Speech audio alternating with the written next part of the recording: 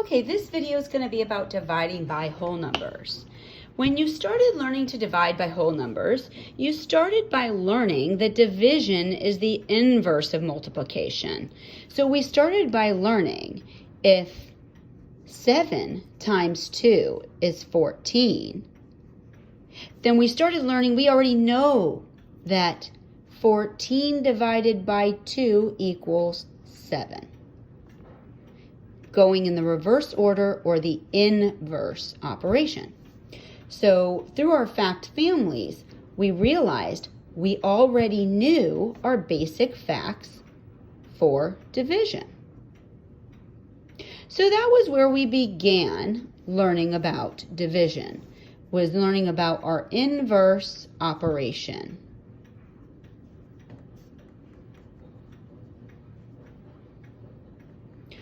And applying our knowledge of fact families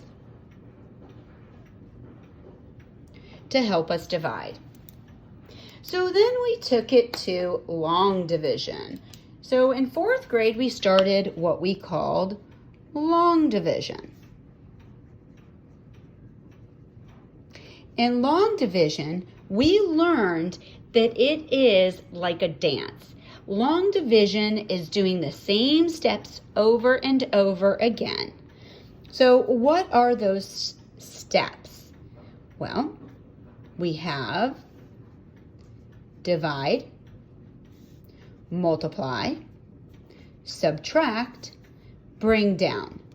Now, I can almost hear you coming through the video saying to me, oh yeah, I remember that. We have all kinds of tricks to remember this right here. Some people say, dumb monkeys seldom bathe.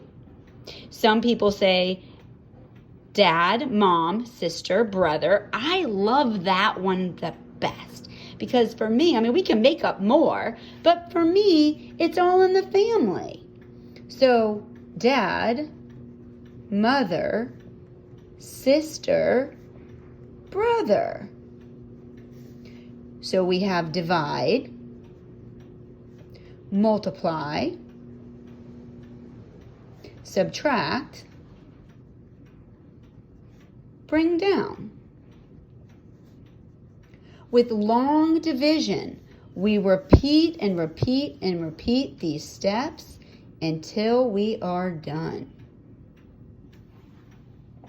So, we're now going to look at what that looked like with our parts. Well, I'm going to be speaking a lot, so let's do a little vocabulary here. And I'm going to change colors for that. So we have the division problem. The answer to a division problem, I'm beginning with the end in mind, is your quotient.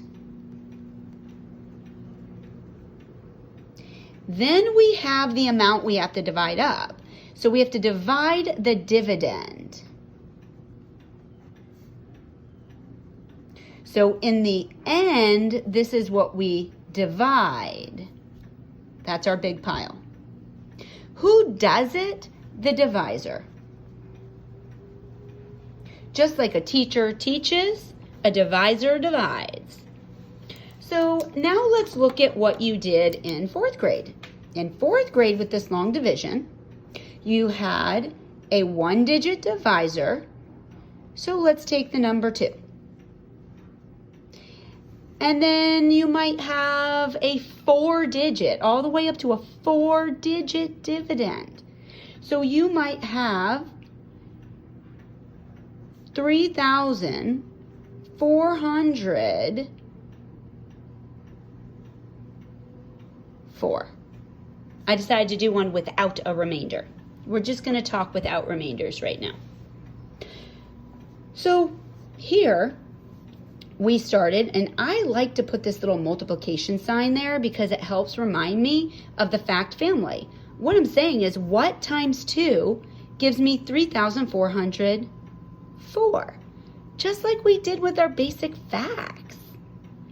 So I start one step at a time. So what times 2 gets me close to 3, the 3,000? 1, because I can't go over. 1 times 2 is 2.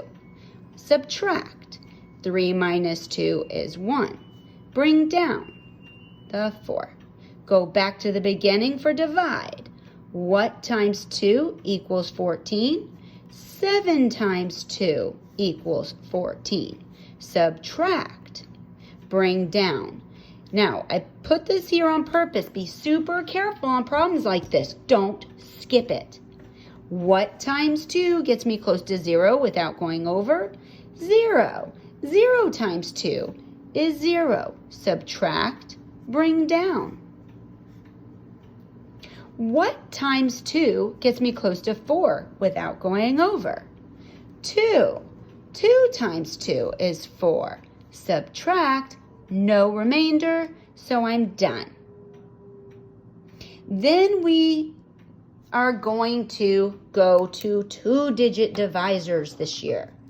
So we're going to take it up a step. So let's say we had 21 as our divisor. I have 21 students in my class, and I want to divide up 3,404 pieces of candy. Wow, that's going to be fun. We're going to get a lot of candy. Hope it's chocolate. So, I gave you a word problem, turning this into 5th grade skill. Well, 21 is more than 3. So I know that I'm not starting in that place. So I go to my next place. Okay, so I have to say, what times 21 gets me close to 34 without going over? Well, 2 would put me more than 40, and this is less than 40. So I can only do it one time. So 1 times 21 is 21. Subtract. So 4 minus 1 is 3. 3 minus 2 is 1. Bring down. Notice the rules are the same here, guys. Now it's going to get a little trickier because we're going to have to use some guessing and checking and estimating. So we say, what times 21 gets me close to 130?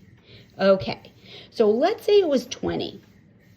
So if I had 20, well, I know 20 nickels equal $1. So 20 times 5 would be 100.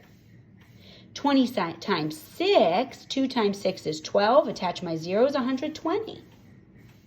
So I might make the guess of 6. So I'm going to come over here and multiply 21 times 6.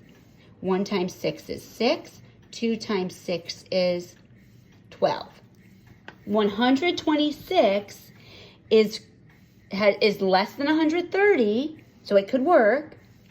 And I can't add another 21. I'll be up in the 140s. So I know my answer here is going to be 6. And 6 times 21 is 126.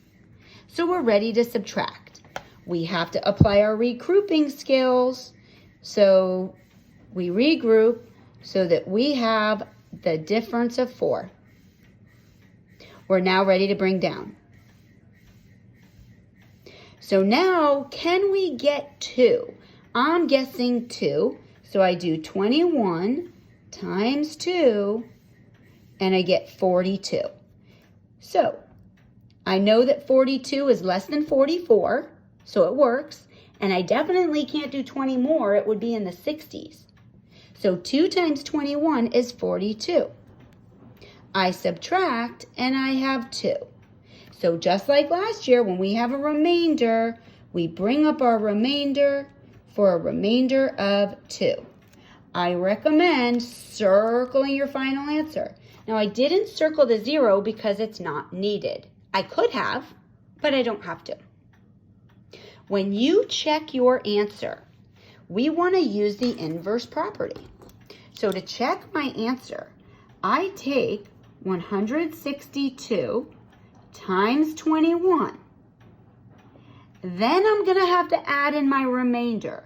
So when I get that product, I have to add the 2 back in, and it should give me 3,404.